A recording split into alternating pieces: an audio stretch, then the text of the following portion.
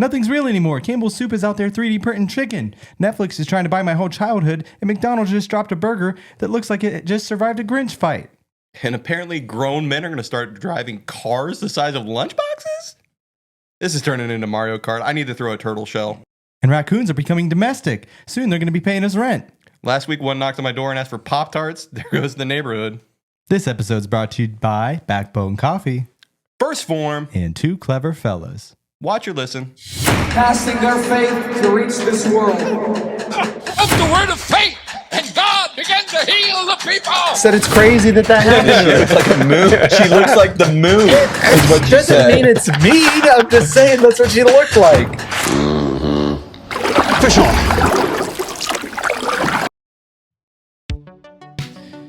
Welcome back, ladies and gentlemen, to another episode of the Casting Faith Podcast. I'm your host, Charlie Griffin. And I'm David Himes. And we're here to bring you some weird news this episode and just a little bit more faith into your everyday week. That doesn't make sense. At least. Into your everyday week. Every day, week. Have a week. Yeah, have a week. Have a day. Every day. Have a year. Every day, have a week. Cast faith in it, though. That's what the point of this episode is, and the show. And so we're glad that you're joining us here today. David, it is the Christmas season, my friend. That it is. The season is upon us. It snowed. A lot. Yeah. And it's supposed to get colder and colder and colder. Bro, remember like at the beginning of Steelhead season, we were like, whoa, we're in a drought. We're in a drought. And then immediately, like, it's too hot. There's not enough rain. Yep. And now we're in full on snow belt. Yeah. Just snow everywhere. I need to fish soon, though. Yeah, I want to get one more trip in at least. At least. I've only got 3 fish this year. It has been a weird year, though. Same. Yeah, it's been tough. Yeah, it's been a rough year for steelhead fishing, but I'm glad that like the 2 that I caught were both really notable. Yeah, so you got that's some good fish. I've got 3 small ones, the biggest one only being 25 inches this year. And last year I had a 33.5-inch fish. Yeah, that's a hard year. But that's how mine was 2 years ago. I had a really good year and then I had a really bad year. Yeah, but we got such a late start. Yeah. Makes me optimistic for like spring fishing, trying it in the spring. I'm so busy in the spring with baseball and stuff. It's hard for me to get up there. Want to try. But yeah, dude, I want to get out there at least one more time. Yeah. But man, it's been a weird news cycle, man. We're doing it a little bit different. This episode is a lot of weird news, but before we get into all that, just want to recap. We both traveled for Thanksgiving. Yeah. And just want to check in, man. How was your holiday? It was good. We had a lot of fun. Watched a lot of football, which I'm always a fan of. Eat some good food, spend some time with family. It was fun. It was cold in Kentucky, but it was really cool. Yeah. A lot of fun. Got a few new listeners down there too. Sweet. Shout out to Kentucky. Yeah. We got family. We got multiple listeners in Kentucky now. So shout out. Thanks for supporting the show. And also the Knight family listens. And so we're grateful for that. Jamie listening. Shout out to Jamie. And dude, it's gonna be an interesting year. Bro, I got so sick during Thanksgiving. And it wasn't because of the food. I got my whole class gets sick around the time that there's a break for the holidays every year. And I'm a teacher, for those of you who don't know. And they just spread around disease. And you can bleach, you can Lysol, you can wipe down the floors and the tables, and you can do your best to keep everything from spreading, but you're going to get hit once in a while. And teachers have this thing where like we don't get sick. Rarely do we get sick. Because, it's a lot harder to, have a sub do your job for you than it is to just do your job. And so I feel like our bodies are just trained to be like, we're not going to get sick. And then there's a break. And then all of a sudden, whenever you get some time off, boom, all of it piles on. Yeah. And that happened hard for me. So we get in this rental. My wife and I went to Raleigh, North Carolina for Thanksgiving to visit my brother-in-law. And we rented I think it was a Volkswagen, some kind of third row Volkswagen, and all of our luggage didn't fit. And so I was crammed in the back seat. Hillary drove the whole way. I had a suitcase on my head. The girls were in the middle row. I was in the back row.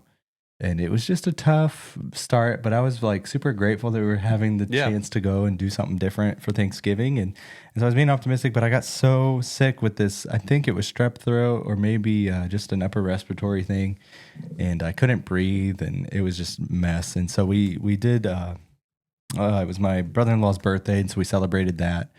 And I think we were gone for 3 or 4 days. And I got sick one of the days so bad that I had to stay in the Airbnb. And my whole family went to a museum and had fun, and I was just in bed, surviving. It wrecked me. That's how when we I know we've talked about it a little bit, but when Britt and I went to Connecticut a couple weeks back, I ended up catching pneumonia, and the whole trip I'm just hacking and coughing, and it was miserable. I mean, I still got to enjoy it. I didn't have to stay in bed, but just hacking, coughing constantly. It's the worst when you're traveling and get sick, and you're not at home, so you don't feel comfortable. You feel like you're putting everybody out because everybody feels like they have to try and do something. I felt guilty that I wasn't there, and I felt don't get me wrong. Like I loved laying in bed for 12 hours. That was fun. I was happy to have rest. Yeah. Always just going off of 9,000 milligrams of caffeine and protein, and so creatine, and it was just nice to have some rest. And I felt a little bit better. And we went to it was an arcade for adults. Yeah, and it was fun. They had really good pizza. I was surprised about the pizza, and I won a bunch of stuff in the claw machine for friends and family, and it was a good time. And celebrated the birthday and Thanksgiving, and I had a very vegan Thanksgiving. That stinks. I'm sorry. It's exactly how you thought it would be. I don't know how much I could say because I love my family, and I will say that we asked them what they thought about the turkey, and they were like, "Meh." That was their response. Okay. I'm like, oh, okay. So it's like it's okay for me to say I don't like this. To each their own. If you choose that lifestyle, more power to you. I don't think I could ever do it, man. So your wife said this. I can't remember which episode of Waiters or Wife. I think it was the first episode or the second one. And she said Thanksgiving is all about the sides. That's true. And it's so true. Yeah. And the sides were there, but they weren't as good as they were if they were like without the butter and cream and stuff like that. And so like I did, it wasn't the worst meal ever. By far the worst turkey substance I've ever had in my life. I'm never trash talking turkey again because the vegan turkey, it looked like Tofuki? It was in the shape of a uncut bologna roll. Ugh. And in the middle, instead of stuffing, so like when you sliced it, it was like sliced, like bologna sliced almost, like but thick. Man, in the middle wasn't stuffing; it was like wild rice. Here's the thing. And why, if you don't want to eat meat, why do you make stuff that you try to make? Well, they were trying to do something like for meat. us too, but and you got to have. I can't. There's a whole ideology. Again, if you choose that lifestyle, that is great for you. That is not a lifestyle for me. No. I can't. And they don't push it on me or anything. No. But like, I was okay to try something new, and it tasted like the Lunchables turkey. Like with the little sandwich crackers. Yep. It tasted like that, but hot.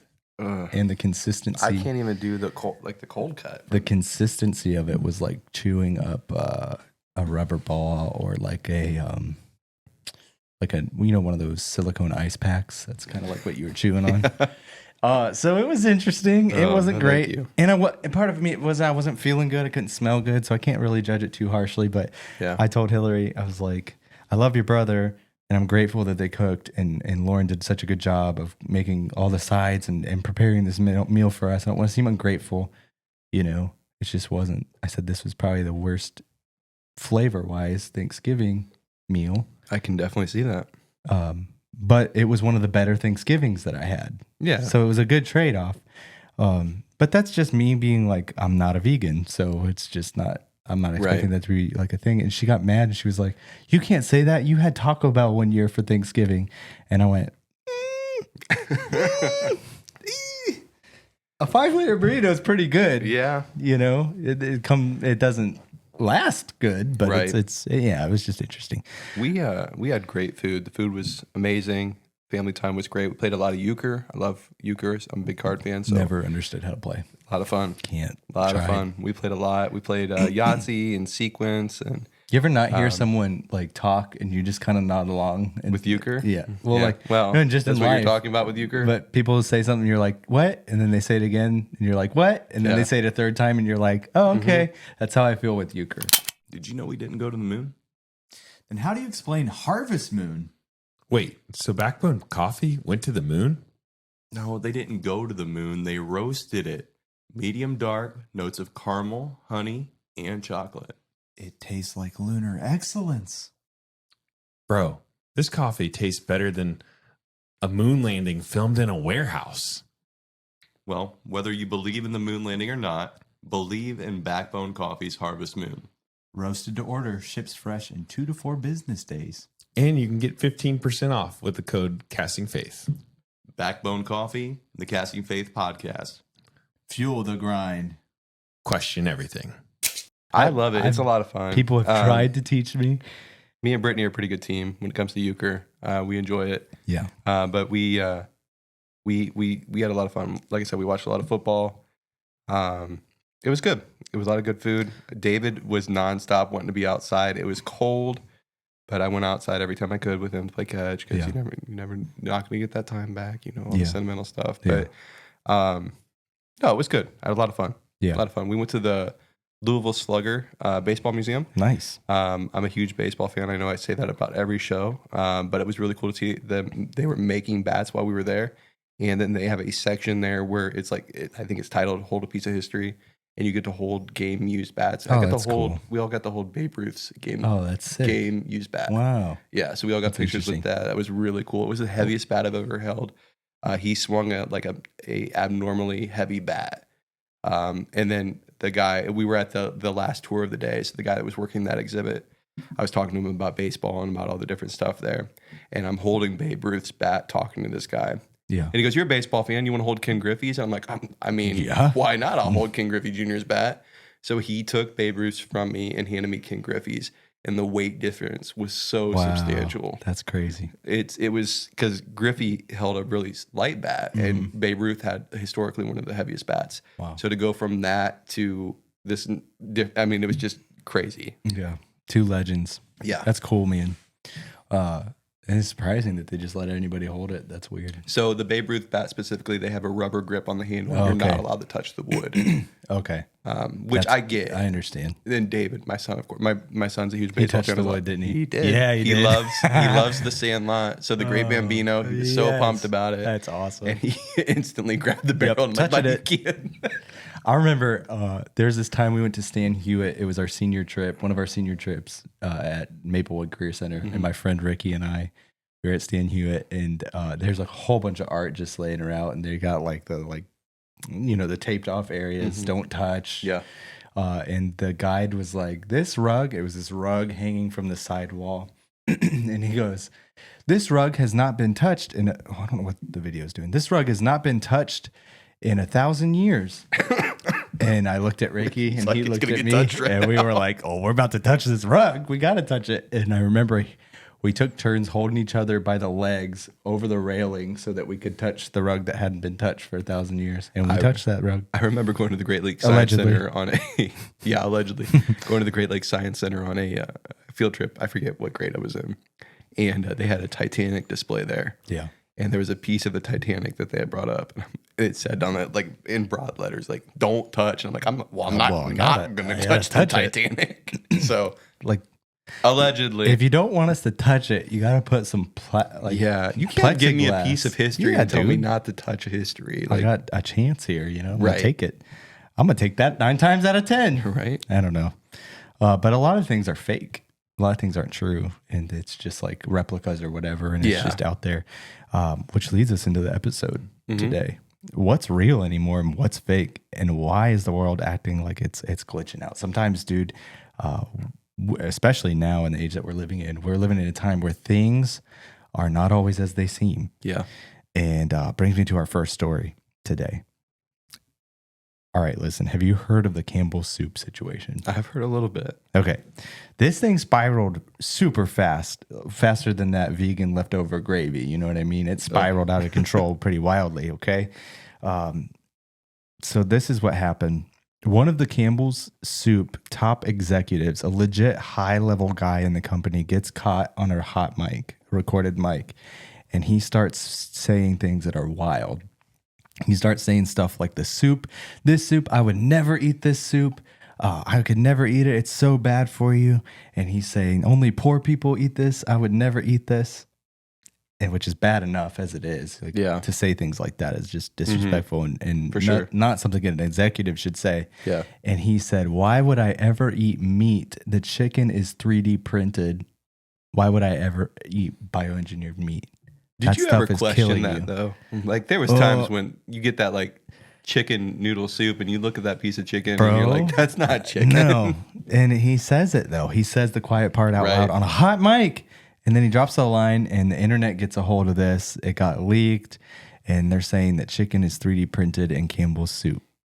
Which is I don't doubt it. Wild. I don't doubt it. I don't doubt it either, but it doesn't say that in the can. And then it makes you think like you look at the ingredients on a can of anything. Yeah. And it could just say, like, how much chicken needs to be in the soup for it to be called chicken noodle soup? Right. Does it even need any chicken? Because it would just be chicken broth and noodles. Yeah. Could you just have bone broth in it and it'd be considered chicken soup? Yeah. And then whatever that meat is could be whatever that meat is. Meat. Allegedly. Anyways, the whole internet took this and ran with it. And he got fired. Yeah. Needless to say. But he was just... The way that he said it got him fired, obviously. Listen, I'm not above chicken noodle soup. No, but... Or, I'm sorry, Campbell soup. No. Canned soup. I don't mind it. Mm-mm. But the chicken noodle was never my jam. Like, I can't... I like the tomato soup. Tomato soups, that's my go-to. I still have a can of tomato soup in my... Yeah. I love it with nice grilled cheese. Yeah. Grilled cheese is good. I can't eat just one, too. I'll eat 4 or 5 of them. I know. What is it about grilled cheese? Because like I won't sit and eat a bunch of bread, but I'll sourdough, eat 2 or 3 grilled cheese. Yeah, so good. A couple different kinds of cheese in there, some cheddar, some pecan, provolone. Provolone. Hit you with that sharp cheddar provolone. Get that goo. Sometimes you get a little extra spicy. Get that pepper jack up in there. Yeah. Give me that butter. But dude. So he says only poor. How are you going to say only poor people eat it and then say it's so bad for your health? It's bioengineered 3D printed. Isn't that how meat. Everything is though with stuff that's cheaper? Oh, it's awful for you, it's and we wonder why we crazy. have a health epidemic in this country. But when you can buy a $20 salad or a $2 cheeseburger, like what are you going to do? Yeah, and the thing is, like, man, it's wild that how much you can get away hiding behind a label. There's not enough transparency on what we're eating because we're just now. I mean, we've talked about it episodes before of the 3D printed meat. I don't know why it's doing that. It's like fuzzing in and out. It's 3D printed. No, I'm just kidding. They don't like what we're saying. We'll figure it out. But dude, we're not sure what's real and what's not real anymore because you can get away with putting whatever in there and just hiding behind the label. There's not enough transparency. Right. It's just weird. I don't know if we've talked about this before. But where do you stand on that whole lab grown meat thing? Yeah, we have. We've had episodes about it. I don't think I would willingly consume it, but I think we're consuming it. I think we are too. I don't think. I don't know. Have you seen the thing where kind of on the same topic? There's a study that came out that said that farm grown salmon is the worst quality meat that there is, and it's the most hazardous meat to eat. I could believe that. That's like why it's the most designate the wild caught salmon. Yeah, and so it's like one of the most unhealthy meats you can eat, but it's like also one of the most sought after ones. It's got the most carcinogens and dyes and a bunch of stuff in it just to make it look good. Yeah, and I think of that, and then I think about the steelhead that we catch that is fresh and from the water, and I always prefer what I catch over like store-bought stuff. For sure. But I think that, I don't know. I think it's wild. Like, I think I heard it on Ninjas Are Butterflies. They were talking about McDonald's and how there's so many, maybe you could look it up. There's so many hamburgers that are eaten every day from McDonald's. Yeah. And the math just doesn't math. Like, if you look up how many hamburgers that McDonald's sells, Like if you ask how many hamburgers McDonald's sells in a year, you'll get this crazy number. It's like 100 billion hamburgers sold. 2.5 billion burgers annually. Yeah, that's crazy. 75 burgers a second. So 75. 6.48 million burgers per day globally. 6.4 million a day. A day globally. How many cows? An average location sells 2,000 to 2,500 burgers a day. Yeah. So ninjas were talking about this and they were like, the math doesn't add up. Like, how many cows would you have to kill to produce that many burgers just from one Who's buying that restaurant? many burgers? Like locally, the McDonald's here and where we're at, I don't think it's that busy where they're selling 2,000 burgers There's always a car in the drive, man. Yeah, that's because it takes forever to get the food, though. Oh, it's not fast food. I don't know. But the patties are like 1.6 ounces each. So, unless you're talking about the quarter pounder, and the regular hamburger patties, so that's like one cow could make 4,000, maybe 5,000 burgers. That's crazy. One cow, and then billions are being sold. Like, so that's over 1,306 cows per day. Wow, just for McDonald's. So 1,300 cows every single day. That's almost 500,000 cows per year. You know what's one thing though is one thing I've never seen is a farm that says like proudly supplies. Right. Like I've seen farms that say proudly supplies such and such with their like proudly produce or meat. Yeah. Backbone coffee at the hospital. You know? But like I've never seen a farm that says we proudly serve McDonald's. We raise McDonald's beef. No, you don't see anything about where that beef is coming from. You know what makes me laugh though? It makes me think of this. Do you remember when Coke was doing the whole like buy a Coke bottle with your name on it thing, like share a Coke with whoever? And somebody said like, how would you feel if somebody put like this part of this cow was from Petunia? Oh. Somebody responded with, I'd look for one with my name on it. Like, give me that. This cow's name was Kevin. Oh, that's crazy. But that's speaking of vegan turkey. Yeah. So my point is like so with the Campbell Soup thing, you're telling me that 500,000 just McDonald's, assuming that Burger King and Wendy's keeps up with that. That means through Burger King, Wendy's, McDonald's, Arby's, any of these fast food chains that are relatively popular, there's like 2 million cows killed, or like close to 3 million cows killed a year. Do we take a moment of silence for him? No. They're delicious, but no, I just don't think it maths. I don't like how are we feeding, right? How are we doing this? Who's, like you said, where's the farm, right? Where you don't see, wouldn't every town be like full? There's no like farms near the normal McDonald's out there. Just, I don't know, man. And not that I expect it. Like, it's a fast food place. I kind of expect it to be questionable. I'm not gonna lie. Yeah. Like I weigh that decision when I'm in the drive-thru. I'm like, I'm just gonna eat it. It's right. No, it is cool to have a good local butcher and be able to Dumas. see it. Yeah, shout out to Dumas. Dumas Meats. My father-in-law was just in for Thanksmas and he went and got a brisket there.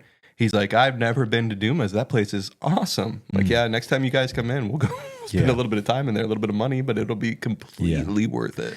Yeah, because at least I know my 4,000 burgers are coming from one cow and not some. There's no way. If Campbell Soup is 3D printing their little chicken cubes for their soup, there's no way McDonald's, quarter-inch patty is not something else. Yeah. Maybe it's essence of beef. Essence of beef. I'm picturing a candle. I heard, I don't know. I heard that they had a company. I heard this. I don't know if this is true or not, so don't roast me for it. But they had a company called 100% Beef produce their meat. Who? McDonald's or some fast food joint. Okay. And so they could say it was made with 100% beef because the name of the company was 100% beef. I mean, that's clever. So wrong. That's what I'm saying. It's just wild. Like the amount that gets hid behind the label. It's crazy. Yeah. And with the Campbell Soup thing, dude, Florida stepped in and was like, they tried to brush it on the rug. They fired the guy immediately. They tried to bury the story. This is going to hurt the soup company for sure. Like, This is a big hit to the soup industry. Big hit to the soup. They'll never financially recover Also, from it's this. super weird that like people buy canned soup. Like I do it, but like not if hard you to think of make. the concept, yeah. But you Like- think of the concept of we're buying canned soup? Yeah, it's a survival food. Oh, for sure. It's cheap and it's easy to stock, has a long shelf What would they life. call it? No, non-perishable. Non-perishable. Yeah. I mean, it makes sense, but when you sit and think about it, canned soup, canned vegetables, it's just weird. Yeah, I'd like to get a dehydrator. Yeah. Like a Make some big dehydrated soup. Yeah, you see dude. the videos of the dude that goes camping and he's got like dehydrated Yeah, soup dude, and I'm he all about crunches that. it. And With the garden and with everything Yeah. else that we got going on. I would love to do that kind of thing. But they're expensive. It's like $7,000 to oh wow. set up. So it's an investment, and then it's like for what? Then you can know? 3D print your meat. Yeah. I'll dehydrate it too. It's just weird. But Florida stepped in and they were like, hey, wait, we're not letting this slide. Yeah. Like, Good. what's on the label? Good job, You're Robbie B. not allowed. He said, the attorney general was like, hold up. If your soup has 3D printed meat in it, we need to know. We want to know. And Florida banned all lab grown meat. Good. Because you should know. Now, am I against it morally, ethically, anything like that? No, I think it's cool. Like if we can decide, if we could learn how to make food that is, that will better serve the masses, you know what I mean? That could feed people. I'm not necessarily against it. I think it's cool if you're vegan and you want to have not what I had for Thanksgiving and you want to have something better. But I'm a little worried about we're just going to do this and not tell you. Yeah, I don't like that. I also Like, I wanna I struggle know. with the lab grown thing because, and now granted, I understand that the population of the world is far greater than it's ever been. But we've been able to sustain ourselves for thousands of years, if not millions of years. And There was another darker conspiracy around it where they were like, you haven't seen any new cemeteries pop up for McDonald's.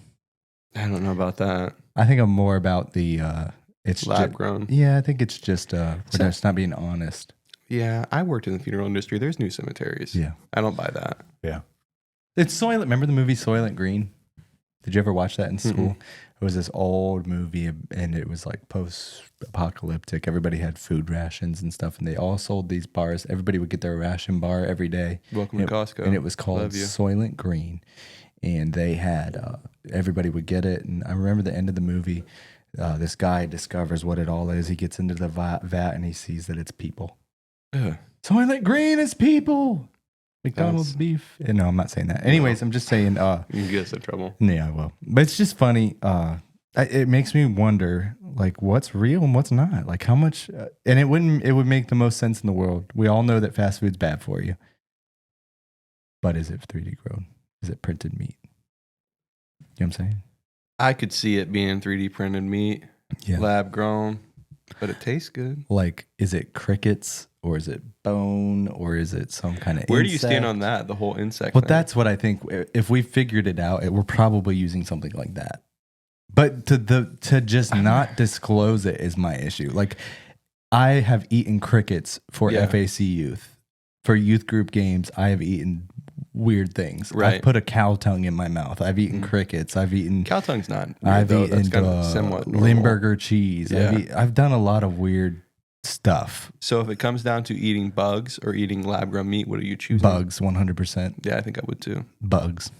When you think about like, Just more natural. John Baptist ate locusts. yeah, shellfish are Bugs of the sea. ocean bugs. Yeah. Yeah, they're Think about delicious. shrimp and lobsters. They're bugs. It's good. Bugs. Tastes good. Crawfish. I'm not like advocating like go get some cicadas and Mm-mm. fry them up. But if you can make a cicada look like and taste like a steak, I mean, I'd try it. I'd do it. Yeah.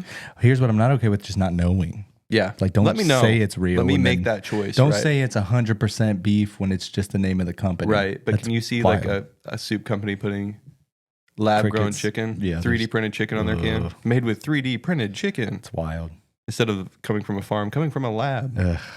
it's just weird, man. It's a perfect example of why people are losing their minds about food right now. Yeah. And how fake meat, fake labels, fake everything, and we're all just trying to figure out what's real. Right. I think that rightfully so upset, losing their mind about it. I'm all for taking the dyes out of the food, the artificial stuff. Oh, yeah. Like we don't need Fruit Loops. Don't need to be bright green, bright yellow. Why Like does it just matter? as long as it tastes good. We're still gonna buy it. I saw a thing how random off topic, but in December, to our listeners, if you're listening right now, like and comment real quick because ads get tanked in December because of companies like Campbell's and McDonald's and Walmart and all the other companies trying to get you to buy stuff for Christmas and for Black Friday and all the things. They spend billions of dollars on ads alone. And there was a company, I can't remember which one it was, who spent so much money. I think there's like 31 billion people in the United States or something. I might be wrong. Maybe fact check me on that. There's a certain amount of people in the United States, like legal citizens that work, that do all the things. There's that many people in the United States, and companies are spending billions and billions of dollars in advertising for YouTube. Like they're spending this much just to get ads in front of your face. So I think it's like 40 million. So 340 million people in the United States, and this company spent over $500 billion in advertising, meaning that he could have given $1 million to everybody in the United States. Isn't that the better marketing move? Excuse me. So, like, wouldn't you just? I struggle with this question What because if people just were giving you? If a company gave you $1 billion, wouldn't you go support that company, buy some stuff from them?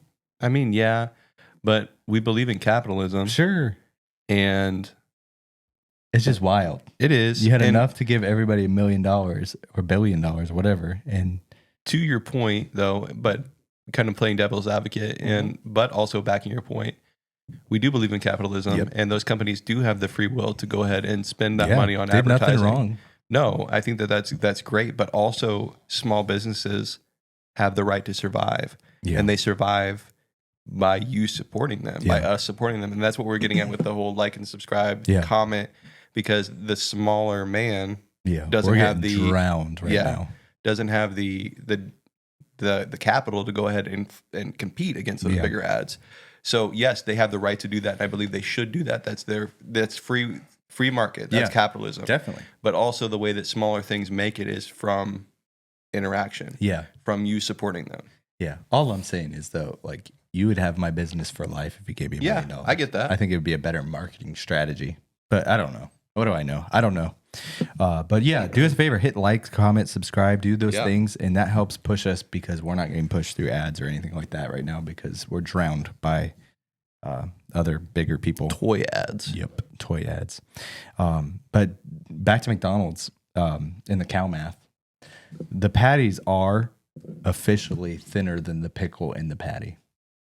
Okay. Does that bother you? Like I was eating one the other day, and the pickle in the McDouble was thicker than the actual patty. I can see that. And then I'm like, well, no wonder you're selling 1 billion of them a day. It's like that. Remember that episode? I think it was the Three Musketeers Mickey Mouse episode where they're like slicing the sandwich bread super thin and you can see through the bread. You know what I'm talking about? Yeah. That's how I feel McDonald's is doing to their patties. They're just slicing them thinner Christmas and thinner. Mickey Mouse episode. Thinner. Is it the Christmas one? Yeah. And it's like just that's how I feel. It's thinner than the pickle. The pickle's thicker. The pickle's thicker than the beef patty. That's insane. Yeah. The pickle is now the main character of the burger. And eating a McDonald's burger, you definitely taste the pickle. That's for sure. It's not a burger, man. It's a cucumber with a side hustle. It's crazy. I don't know, man. It just made me weirded out. Also, they're making a Grinch Happy I don't know Meal. how I feel about that. Where I think they're having pickle fries. Yeah. They're all about the pickle right now. Grinch salt. Well, I will say this. Growing that family garden, cucumbers thrive. Mm-hmm. And they do well. You'll get more than you need ever in one season. And so it's easier to grow than lab-grown meat, I guess. So just make it thicker. I'm calling you out, McDonald's thinner than the pickle. That's insane. Yeah. You're gonna sponsor? lab grow it to be an actual. We'll quarter take your pounder. sponsorship. Yeah, I will 100%. I'll eat it every day. I can't say that. That's illegal. We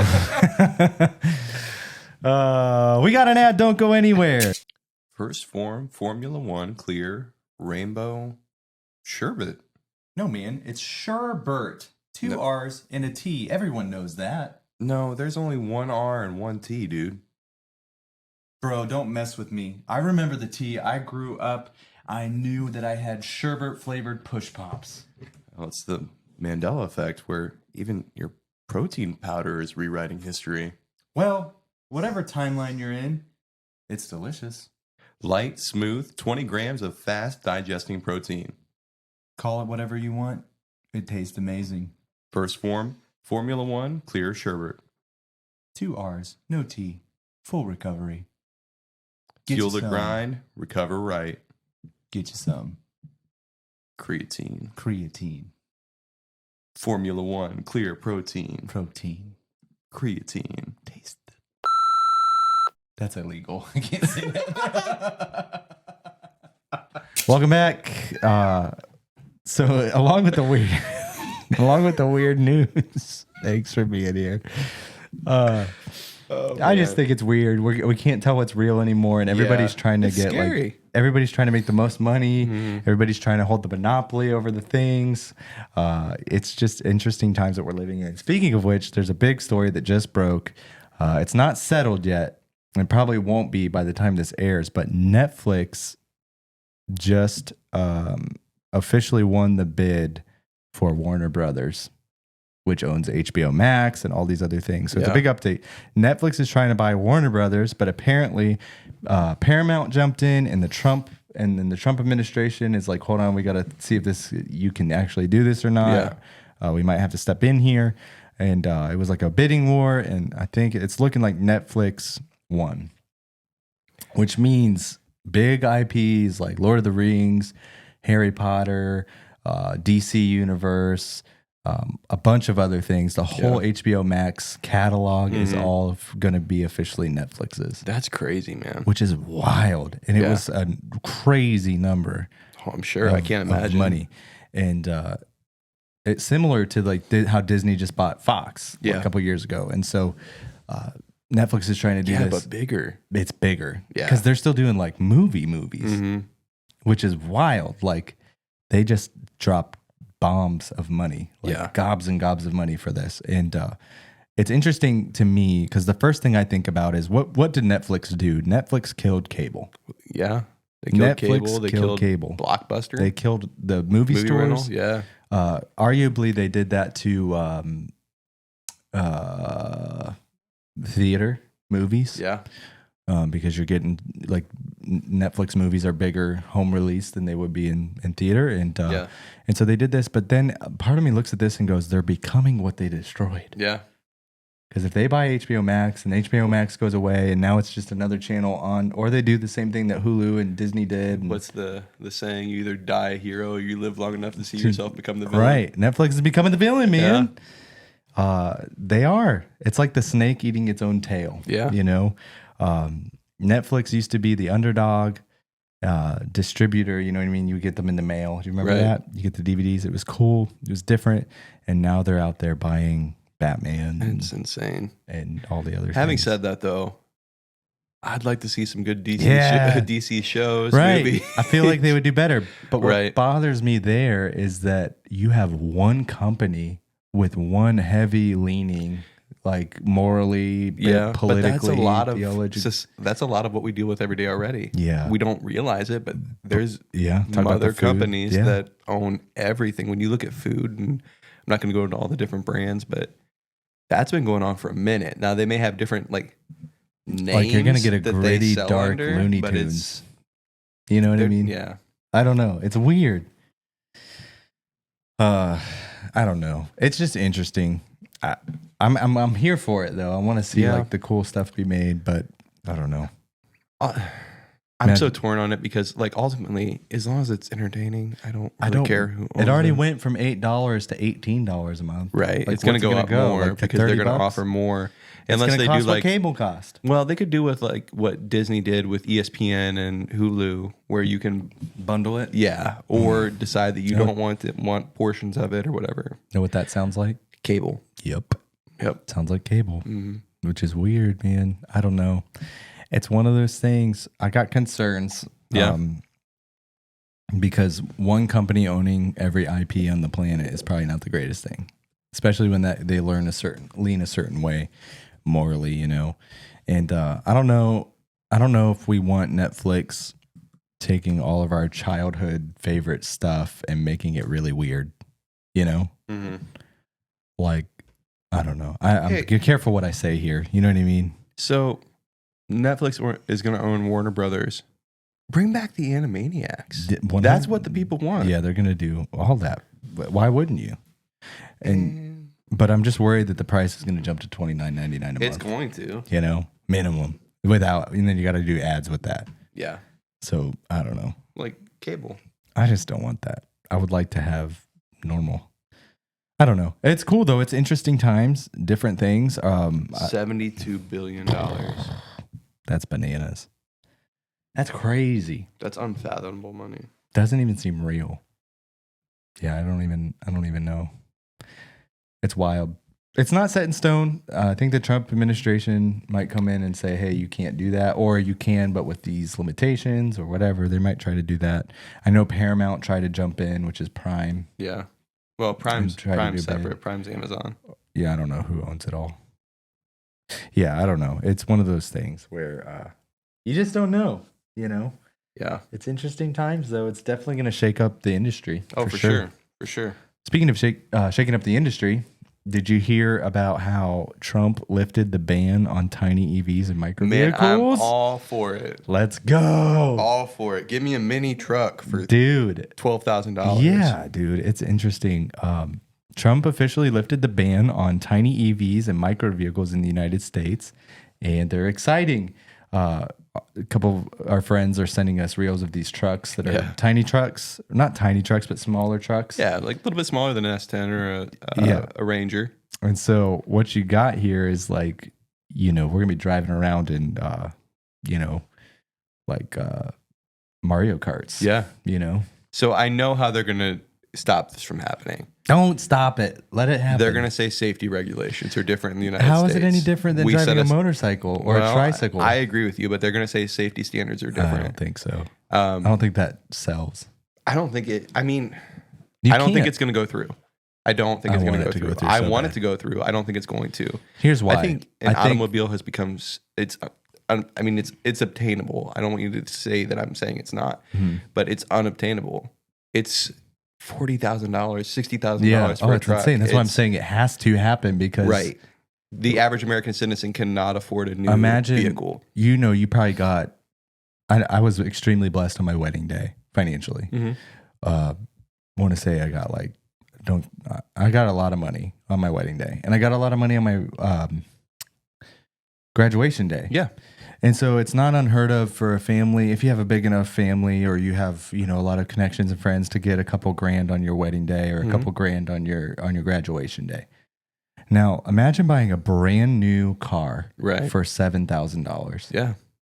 It's life-changing. And it lasting you 10 years. That's the other thing is the one truck Jared was sending us is a Toyota. And if you take care of Toyotas, they're going to keep running. And it's a $12,000 truck that could last you 15 years. You're talking about... That's life-changing. You want to help the middle class? Yeah.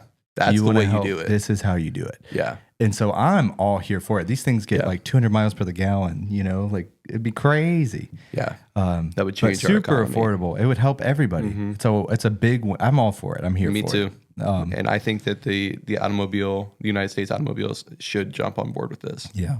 Make your own. Everybody wants to support American-made companies. And I don't think... But make it so that we can support you. Like, remember the smart cars? Yeah. Like, people spent money on those. There was nothing... I feel like there's no downside to this other than you're going to see a drop in sales on other cars. But you're doing something like, I've heard it said a million times, how do you fix the economy? Well, you increase supply, and the prices go down. You can't just bail people out and give them $1 million. Right. But if you increase supply, then prices will have to go down. And so I think it's good for the economy to do. I'm not an economist. I don't want to get political or weird. But what I'm saying is it's probably going to help. The way that it helps the economy is it makes it so that the average American has more of an income that they can expend. Expendable income is the word I was looking for. Yeah. So they have that money that they would traditionally be using on a car payment that they can now put back into the economy. Right. Which I get it that they are doing that now, but you can diversify what you're spending that money on. It helps other companies. And again, I go back to saying the American automobiles, like the American automobile companies should jump on board with this because people will support. You have brand loyalty. Yeah. Everybody has brand loyalty. They have the vehicles that they like, they think look the best. And if everyone offers these price efficient vehicles, people are going to buy them. Yeah, I think it should be. I think it should be allowed. I don't understand why it hasn't. Every other countries are using them. I guarantee you, it's gonna be safety standards. I don't think so. You can't say that with we got the smart cars and we got the Priuses and we got the you got the bikes and the trikes and you could make it a different license or something. Like I'd be for that. You know, like you have to get your motorcycle license or you have to get your. Because it's still a car. I don't know. I want it so bad. Mini EV pickup trucks and micro trucks. I would drive one. Yeah, dude. The key trucks from Japan. That's what Justin, I think, showed us. Those Toyota ones are what I like. I'm all for it, man. I think that it's a good thing. I think we should do it. I'm definitely buying one. Yeah, if it's it available. happens, that will be my next vehicle for sure. Yeah, one of those Toyotas. I would. Why would you not? Yeah, for the price of a used vehicle with 90,000 miles, you're going to get a brand new car. Right. I'm doing that 100%. Yep. But I think it's cool. America's low key becoming Mario Kart, and I'm here for it. I want to be there. I want to do it. So I want that. Especially if you've seen the ones that dump. I forget which one it was. They have like the dump truck. Yeah, dump bed. It's so cool. I want one so bad. Be awesome. I'd drive it. Yeah, man. It's just interesting because they don't look real either, but they are. They don't. It's like not what we're accustomed to. Yeah. We're accustomed to seeing huge vehicles. And I'm not saying do away with huge vehicles either. Like if you want that to be a luxury option, yeah. But what's more dangerous? I guess let me defend the EV cars and the tiny cars and stuff. What's more dangerous? A lemon that you bought for $5,000 at a buy here, pay here lot that's going to break down and cause accidents, or a tiny vehicle? What's more dangerous? Yeah. Because the people who don't make a lot of money or are struggling financially, and I've been there. I buy a lot of used vehicles. I can't tell you. I've never bought a new vehicle. No. And so, what's more, what's safer? Right. A brand new vehicle that's reliable, and not going to break down and cause accidents. Like it just seems for like sure. a no-brainer. I think that's a no-brainer. I'm with you on that. I know how it's going to get stopped. Yeah. I hope not. I want it to happen so bad. I bet it's still thicker than that McDonald's pickle though. Yeah. Or that pickle burger. Probably is. Hey, separate note. Have you seen the news that we're getting the coldest winter we've had in a very, very long time? Yeah, and I believe and it, I man. feel it already. Again, we're recording the week. It's a few weeks before Christmas. We're recording. We're in December. We are in December. We're Northeast Ohio. It's cold, dude. We are expecting 9 degrees this week. Did you know that? No, I didn't. Single digits in mid-December. No. That's so. I know not everybody's here in Northeast Ohio. Unheard of. We get that cold traditionally every winter, but it's late July into February. It's not in We December. don't get that in December. It's way too early. Rarely do we have a white Christmas. Right. And it's going to be freezing. Yeah, the kids have already had a snow day. Yep. I don't remember ever growing up having a snow day before Christmas break. I told David that the other day, and he's like, "Oh, so we get one and you didn't?" Yeah. Yeah. I think it's going to be a bad winter. So TikTok says that this is going to be the coldest winter ever. And I know they say this every year. People are always, there's some social media be like, we're getting another ice age or something, cause fear and panic and stuff like that. But it's crazy. because it's already kind of feeling that. I'll never forget. In I think it was 2013. You had just got married, and you were having your first Christmas season with your wife, with Britt, and I was always at your house. We were always. I mean, we've been best friends since we were little. Right. But I was at your house during a polar vortex in 2013, and we took a boiling pot of water and we threw it in the air and it became a cloud. Yeah. Remember well, that? it froze. It froze. It steamed and then froze. Yeah, it was made crazy. its own snow. It was crazy. I remember getting out of I think I had the Dodge Neon back then. Yeah. And I remember getting out of the car and immediately my nose hairs froze. And when I breathed in like this, my nostrils froze to the side of my nose. You can feel it like freezing down into your lungs. Like my nostrils stuck together and froze. It was so crazy, so cold. And we made a snowman, and you could blow a bubble, and the bubble would freeze. Yeah. If you squirted a squirt gun, it would turn into a little ice piece. And it would clog up. It's going to be there again this year. Just doing a little bit of research. It's a different wind pattern that's coming across this part of the country, and it's going to bring that cold Arctic air down. It's gonna be miserable. So what you do is you go to Casting Faith and get you website, warm, fourth wall, get you some nice hoodies and sweaters. Hoodies. We got that Casting Faith campfire hoodie on right now. You could get that Limit Out Bigfoot still there for a limited time. We got that Bear Fruit hoodie. It's gonna be awesome. Yeah, get you some. Go hoodies. get you one. It's gonna be freezing. And they're good quality. Yeah, they are. They're super comfy. They look good. The designs are cool, fun. Yeah. Get people asking you about them. Yeah, and it helps. You can tell them the about show. the Casting Faith podcast. Yeah. But no, it's going to be freezing bitter. I am anxious to see how it gets in January, February. If it's like this in December, I'm wondering if our trip was the last Steelhead trip. I'm hoping not. I want to go at least one more time. I'm seeing people still post a lot of pictures of fish. Nothing's big though. Mine were big. Yeah, but I'm talking about those are good sized fish, but it's still not fish Ohio fish. Yeah, we were like half an inch shy. Yeah. So, I'm going to Florida in mid-January. Yeah, and it's going to be just looking. Need to catch a peacock bass. So I'm going to like the Panhandle, close to Alabama. I'm going to Pensacola area. Yeah. So the peacock bass aren't in that area. I am going to fish the Gulf though. I'm excited. I've never fished the Gulf before. I've been to Florida many times, but I've never fished the Gulf, and I'm excited about that. Yeah. I guess I have fished the Gulf. I say that I haven't. I went down to Fort Myers last year and we did some tarpon fishing. That was what an experience that was, man. Yeah, not to get us that. You hooked into one. Yeah, I got to fight my dream fish, tarpon. I was about 125-pound fish. Are we going ice fishing ever? Nope. I'm thinking about it, man. That'd be an experience. Yeah, that would be something. If you had a place where it was a nice shanty, where it was heated. And I can't. The first time I'd hear that ice crack, I'd be. Yeah, well, I want like 10-inch thick ice, though. I don't want. You see the videos of people driving the cars up on Lake Erie and stuff. It's wild. No, thank you. No, and I said that about Florida to say that I'm going to go down there in mid-January and get all warmed up, and then I'm going to come back up here, and it's going to be vortex. Yeah. But fighting a tarpon, man, that was fun. That was something. And then I ended up losing it, but fought in Arapaima. That's when cool. he was on his Brazil trip. That's it was crazy. At this restaurant. You could they tied fish to it. He wasn't hooked or anything. It just would hold on to the bait, and you could feel the power of it. I'm like, dude, that almost took out Jeremy Wade. Which we got to do an episode on Jeremy Wade. Yeah, we will. Yeah, let us know in the comments if you want to hear an episode on one of our childhood heroes. Yes, Jeremy Wade.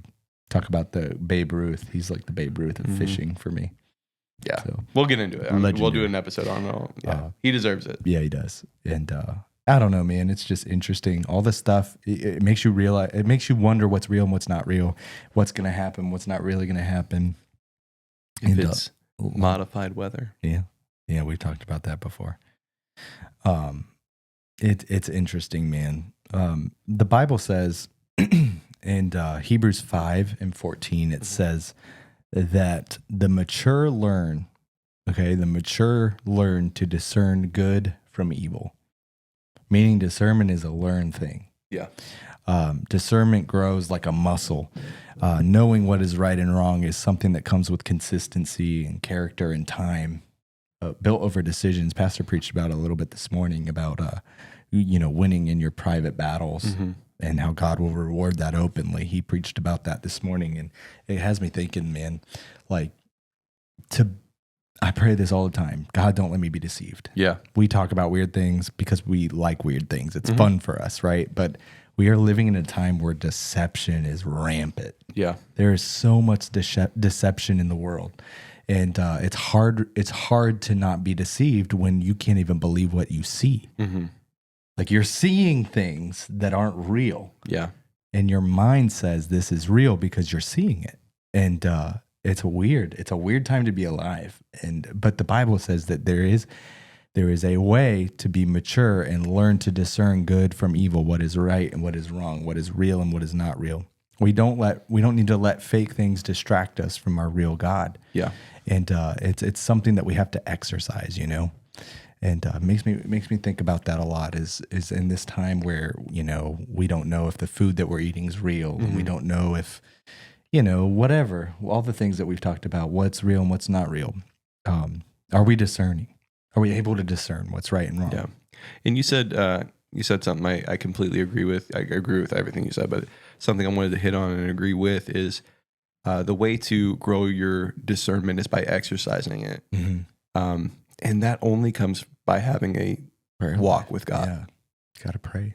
You got to have that relationship. You got to be able to rely on him. Find out how God speaks to you, what that avenue is like for you and him. Is it, just people hear from God in different ways? Obviously, verbal voice. Is it that still small voice that he talks about? Is it just through the word? But you got to have that relationship. You got to have that dialogue with God. That's the only way that you'll have that discernment that we're talking about, is by having that relationship. Yeah. And discernment is so important in these times specifically. But we're deceived. People are being deceived consistently. It's easier and easier to become deceived. Discernment is such an important gift. Yeah. And we have to exercise that muscle. Yeah. And because if not, you're going to be tricked. Yeah. The devil is the father of all lies. And he doesn't have to work too hard. The author of confusion as well. Yes. And I do want to hit on that as well, because discernment can help with that confusion. Yeah. And when you're being fed all these deceptions, all that leads into is confusion. Yeah. God is not the author of confusion. No. That's the enemy's job. And he can bring clarity. Right. And that's where that discernment comes in, is that clarity in those times of confusion. And so what does that mean practically? Let me help somebody. You have to exercise your faith. We talk about casting faith in everyday life. In your everyday life, here's an easy way. Pray. Yeah. Whether it's an hour or 5 minutes a day, find time to pray. Talk to the Lord. When you talk to him, when you pray to him, how do you pray? Do you have to say a recited prayer? Do you have to read a prayer? Do you have to do the same thing No, you talk to him like I'm talking to you right now. Absolutely. And that's a prayer. That's a real. A good friend of mine, a couple weeks ago on social media, had posted something, and him, Phil, had posted, I struggle with my prayer time right now because I get so distracted and I feel like I'm not committing enough time. And I messaged him back and I'm like, man, everybody deals with that. Yeah. Everybody deals with it. And God doesn't care if it's 1 hour or 5 minutes. Just give him time. Yeah. Just have that communication with him. And that time will grow as you get more of a relationship with him. But that's the same thing like a relationship with a person. The more you talk with them, the better that relationship's going to go. Yeah. And you know how like me and you will text each other throughout the day because we're best friends. Yeah. Right? Like I'll just randomly text you. Sometimes we get locked into thinking like it's a 20, 30-minute altar call moment at home. No, like sometimes I'm like, God, randomly, I just shoot him a thought. Yeah. And that's prayer. Like that's a prayer too. Absolutely. Like that's what the Bible means by pray without ceasing. Exactly. It should always I was be just in your about to mind. say that. Yeah. I just had this conversation when we were down in Kentucky too. That's what prayer without ceasing is. It's not continuously reciting prayers. It's just like being able to have that open dialogue with God. It's like our text message to God. And it's open. And I feel like people stress out too much about it. Just talk to him. Absolutely. And it doesn't have to be polished. No. In fact, doesn't have to sound raw. Rehearsed. Yeah, exactly. He wants you to be you. Yeah. He created you to be who you are. He understands how you talk, how you communicate. Just have a conversation with him. Yeah. And man, it's once you understand that, it takes the pressure off. And I feel like we get too caught up in in all of the noise that we or all the, just like what the Pharisee did. It was always just about how they looked and what it sounded and how it was perceived by the masses. And that's not what God wants. He wants relationship. Yeah, and so he spending wants time. you to be you. He's not going to leave you at the way that you are, but he wants you to come to him as you are. Amen. And so I'm challenging you, just if it's 5 minutes today, if it's 10 minutes, if it's right after this episode, spend some time and talk to God. Absolutely. And it'll help clear up the cobwebs. And it really won't matter if the Campbell soup you ate for dinner last night has crickets in it, or if it's lab grown or whatever.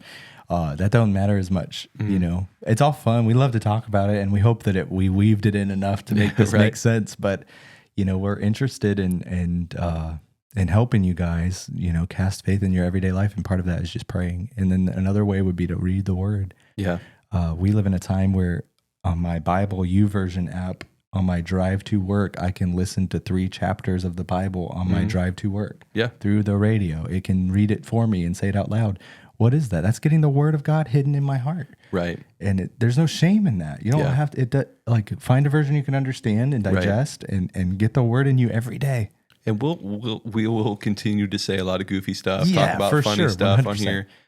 And we'll ask you to like and subscribe and do all the things. But I can speak on Charlie's behalf because I know him well enough, and I can speak on my behalf because I'm me, obviously, in saying that we want this to be successful. We want you to do all these things, but the ultimate reward for us would be to get to heaven one day and somebody come up to us and say, hey, I heard about God on the Casting Faith podcast. 100%. Thank you. Yeah. Thank you for talking about prayer, because that changed my relationship.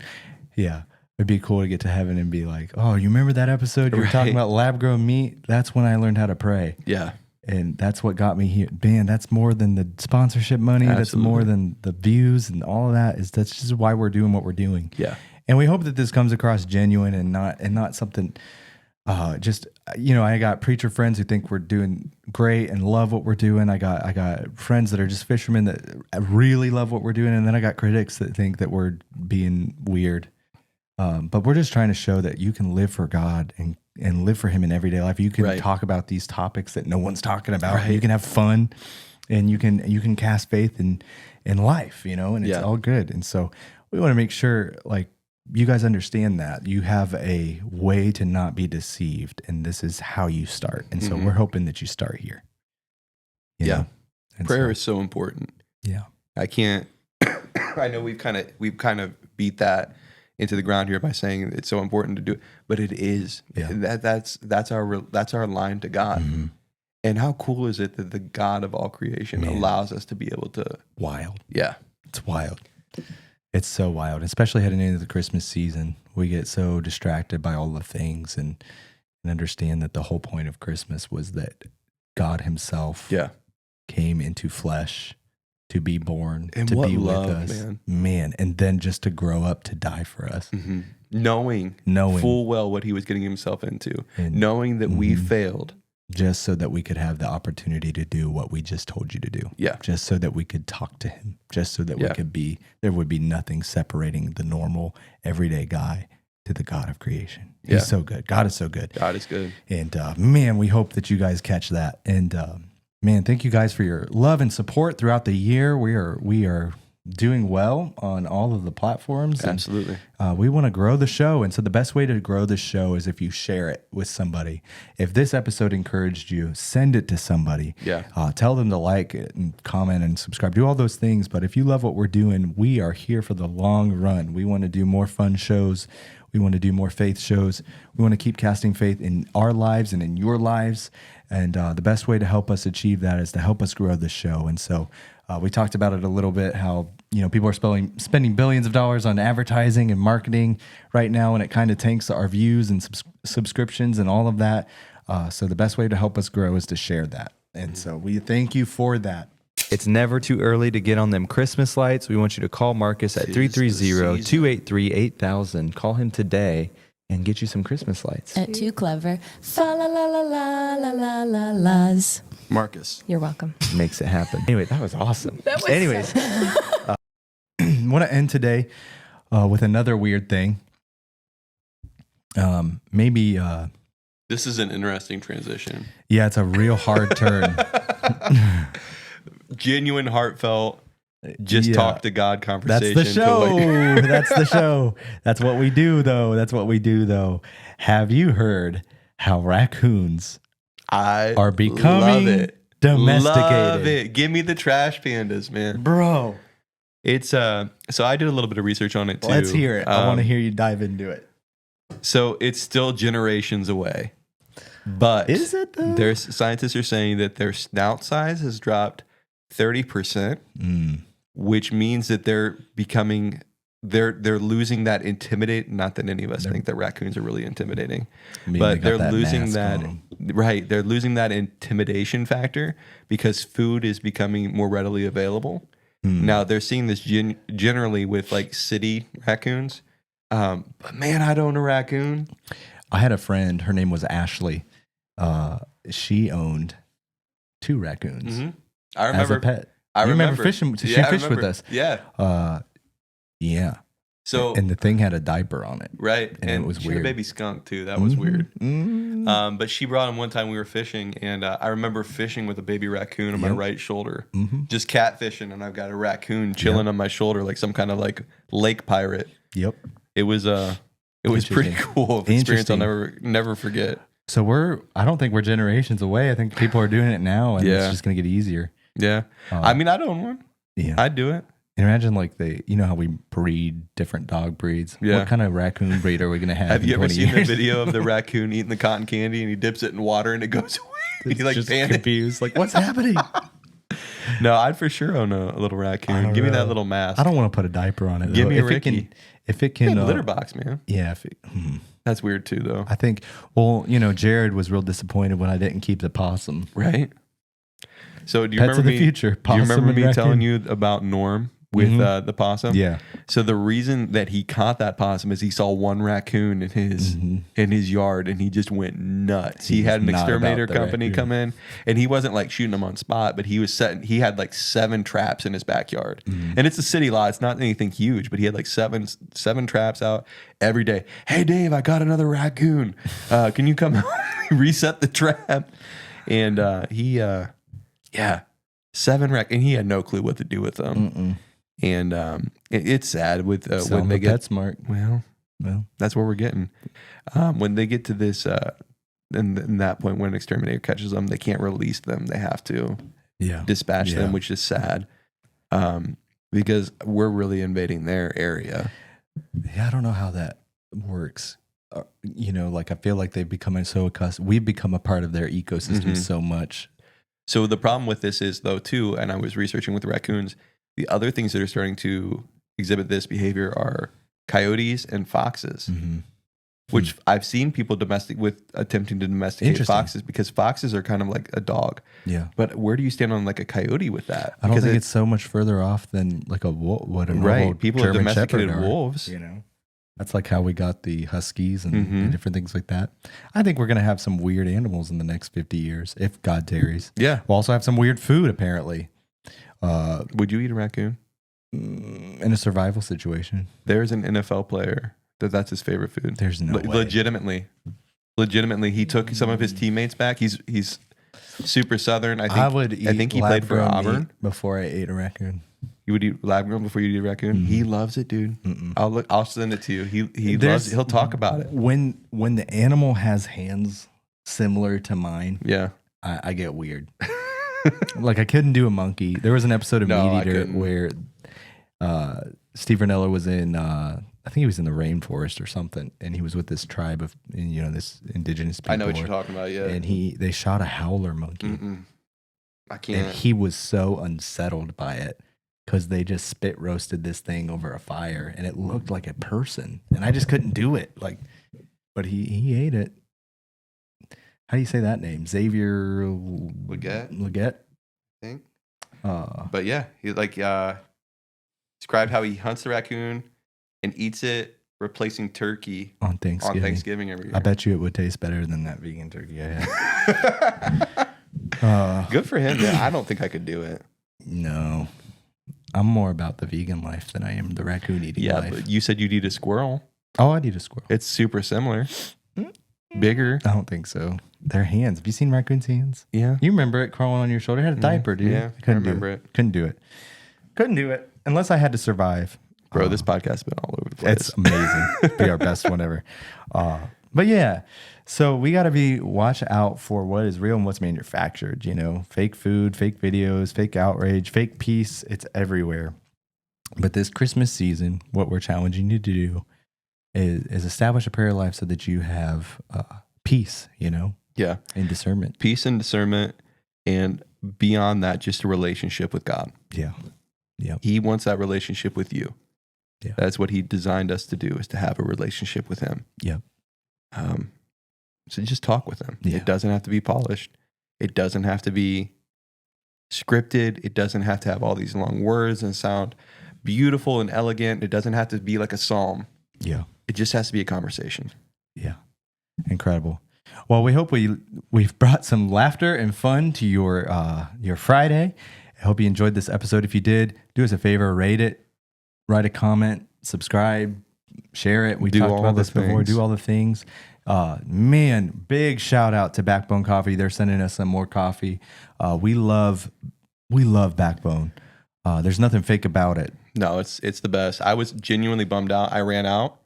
We've had some family over the holidays. Out of coffee. Had to go and buy a different brand. Won't name it because I ran out of Backbone. And man, it just not the same. It's not. It used to be. This company used to be my favorite. Yeah.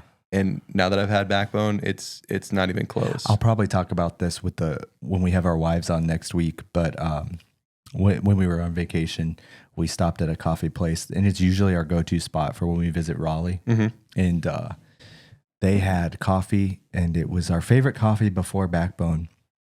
We got a bag of it and took it home and brewed it. And bro, it wasn't.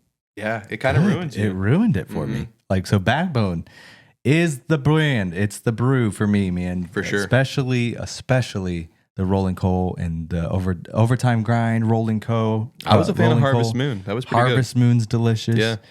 You really can't go wrong. It's got a brew for everybody. And so check them out. Visit our affiliate link. Support the show. You get 15% off when you use promo code Casting Faith. Hey, and I would say their values align with really us. well with ours. 100%. So if you're a fan of the show, you're going to be a fan of Backbone. Definitely. Definitely. Go get you some Backbone coffee. I want to thank Marcus from Two Clever Fellas for sure making the show happen. Man, I love watching Marcus's he's clips amazing. that he posts. Yep. He cracks me up. Put man. up all of our Christmas lights. There's still like a week left. If you can get him scheduled. You're going to enjoy it. And here's an idea. You know what it's like when you have 15 Amazon packages come into your house every day. You got all these boxes and wrappers from Thanksgiving. Your garage is so full of wrapping paper and boxes. You got nowhere to put this junk, and it's too much for Monday morning trash. Why don't you call Marcus? He'll come and pick it up for you and get rid of it for you. Yeah, good guys. They're a lot of fun. I guarantee you that anybody that's working with Marcus and Marcus himself is going to treat you right. They're going to have fun. It's all around just great. I can't talk enough about how good they are. They're great people. 330-283-8000. Give them a call today if you need some help after the holiday season. Whether it's taking down your lights or taking out your trash, call Marcus. He'll make it happen. Also want to thank Phorm Energy. We had these, they got a lot of good level 1 protein flavors coming out. There's peppermint bark flavor. There's 'tis the season for peppermint bark. So good. And they got a bunch of different flavors. We had the maple butter waffle, and it was a really good, very good flavor. All of it. You really can't go wrong with Phorm. Visit the link in the description, firstphorm.com/castingfaith. Every purchase you make helps us produce this show. And so when you do these things, when you buy a shirt from us, when you call Marcus, when you buy a bag of Backbone coffee, discounted because you have a coupon code from us, you're helping us promote this show and produce this show. And so we want to thank you for that. And you get a great product out of it. We only work with people that we believe in and we use every day. And so we're grateful for them. Thank you guys for casting faith with us this year. We want to wish you a Merry Christmas and a Happy New Year. Yeah, absolutely. Merry Christmas to you and your family. I hope nothing but the best for you in the new year. And just remember to just spread the word of Jesus. Yeah. Honestly, not to be corny and sound overly dramatic here, but the best thing you can do is just share your testimony with someone else. Amen. Share how good God's been to you and your family. Amen. All right, guys, that's it for this week. Remember to like, comment, subscribe. We'll see you next time.